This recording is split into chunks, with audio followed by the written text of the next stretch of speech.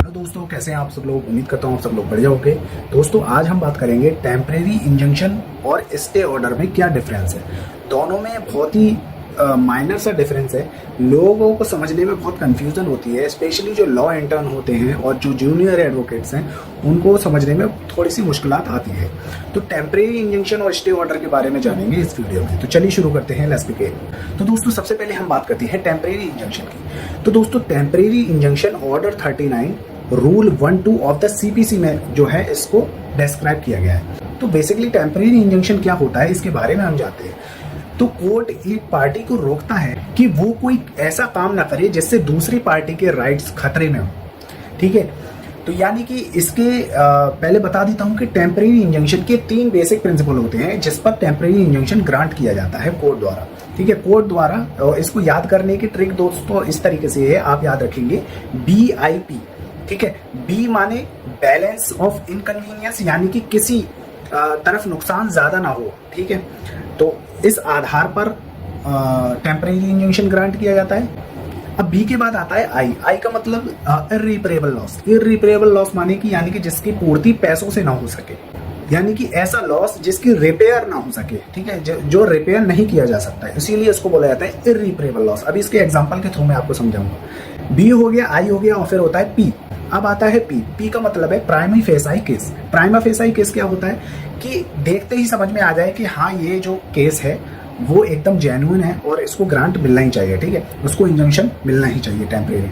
तो अब इसको हम एक एग्जांपल के थ्रू समझते हैं कि ए ने बी के खिलाफ एक सूट फाइल किया और ए बोल रहा है कि जो बी ने मेरी जमीन है, जो मेरी जमीन है वो बी बेच रहा है, जो कि वो जमीन जो है वो मेरी है। तो अब यहाँ पे जो ए है वो कोर्ट से क्या दरख्वास्त करेगा।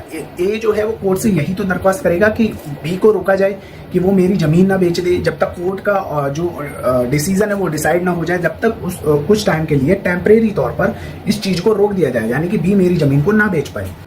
तो फिर कोर्ट देखेगा कि यहाँ पे BIP में से कौन सी कंडीशन बन रही है। अगर मान लो कि बी ने उसको बेच दिया तो ये जो है इर्रिपेरेबल लॉस की कंडीशन में आएगा कि नहीं आएगा, बिल्कुल आएगा। प्राइमा फेसाई क्या होगा, प्राइमा फेसाई अगर उसके पास कोई दस्तावेज जो है वो प्योरली जेन्युइन तरीके से उसको दर्शा रहे हैं कि ये जो पोजीशन है और जो इसका मालिकाना हक है, ऑनरशिप है, वो ए पे ही है। ठीक है, तो वो दूसरी कंडीशन देखेगा। तीसरी कंडीशन जो होगी वो होगी क्या, बी, यानी कि बैलेंस ऑफ इनकन्वीनियंस, के किसी भी तरफ की पार्टी को कोई नुकसान ना हो। ठीक है, तो ये तीनों कंडीशन इसमें मिल रही है। तो फिर कोर्ट क्या करेगी कि वो टेम्परेरी इंजंक्शन जो ऑर्डर 39(1)(2) में दिया गया है वो जो है ग्रांट कर देगा। तो यहाँ पे जो कोर्ट है वो जमीन को बेचने से रोक लगा देगा, यानी कि अब जो है कोई भी जमीन को नहीं बेच पाएगा जब तक कोर्ट का फैसला ना आ जाए। तो इसे बोलते हैं टेम्परेरी इंजंक्शन। आई होप आपको ये समझ में आ गया होगा। अब बात करते हैं हम स्टे ऑर्डर की। तो अब हम बात करते हैं स्टे ऑर्डर की। स्टे ऑर्डर का मतलब होता है कि कोर्ट के जो कोर्ट प्रोसीडिंग है और इम्प्लीमेंटेशन है उसको रोकना। यानी कि टेम्परेरी इंजंक्शन में वहां पार्टीज को रोक लगाई जा रही थी, लेकिन स्टे ऑर्डर में कोर्ट प्रोसीडिंग को रोका जा रहा है। अब स्टे ऑर्डर का देखिए किस तरीके से, उसको एक एग्जांपल के थ्रू समझाऊंगा, लेकिन पहले बताता हूँ कि इसकी लीगल प्रोविजन क्या है। तो ये सेक्शन 10 ऑफ द सीपीसी में आता है और उसके बाद सेक्शन 151 इनहेरेंट पावर का यूज करके स्टे ऑर्डर किया जाता है। और ऑर्डर 41 रूल 5 के तहत ऑफ द सीपीसी के तहत भी जो है स्टे ऑर्डर ग्रांट किया जाता है। ये 41(5) क्या कहता है कि अपील फाइल होने पर डिग्री या एग्जीक्यूशन को स्टे कर देना।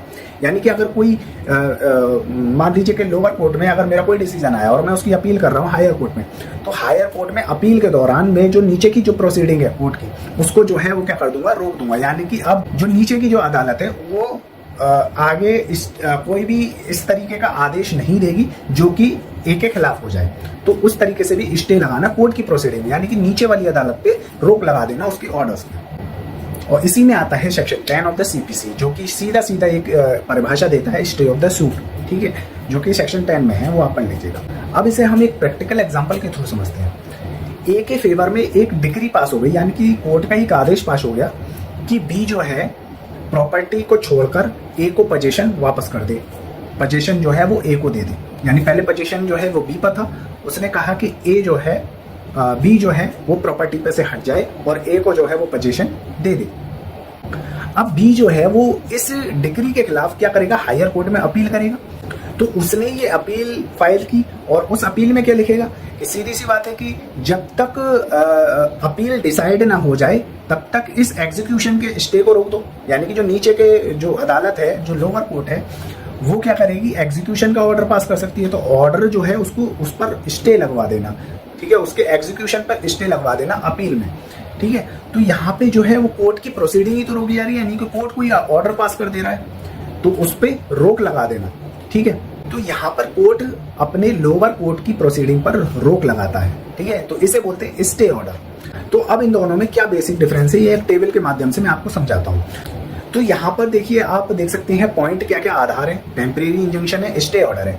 तो किस पर रोक लगेगी, सबसे पहले टेम्परेरी इंजंक्शन को देखेंगे तो यहाँ पे आप देखिए पार्टी के एक्शन पर रोक लगती है, ठीक है। वहीं स्टे ऑर्डर पे देखेंगे तो कोर्ट की प्रोसीडिंग और एग्जीक्यूशन पर जो है वो रोक लगती है।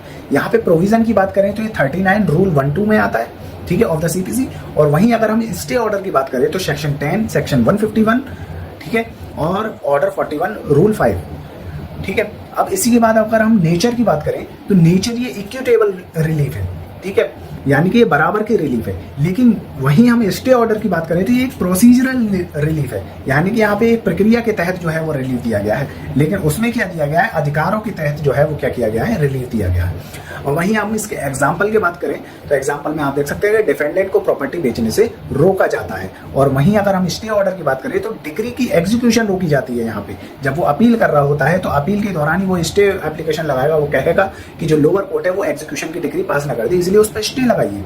वहीं अगर हम अगेंस्ट की बात करें तो ये अपोजिट पार्टी पे होता है और ये जो होता है स्टे ऑर्डर वो कोर्ट की प्रोसीडिंग पर लगता है। तो आई होप आपको ये पूरी टेबल समझ में आ गई होगी और दोस्तों आपको ये पूरा कॉन्सेप्ट समझ में आ गया होगा स्टे ऑर्डर और टेम्परेरी इंजंक्शन के बीच में मेन डिफरेंस क्या है।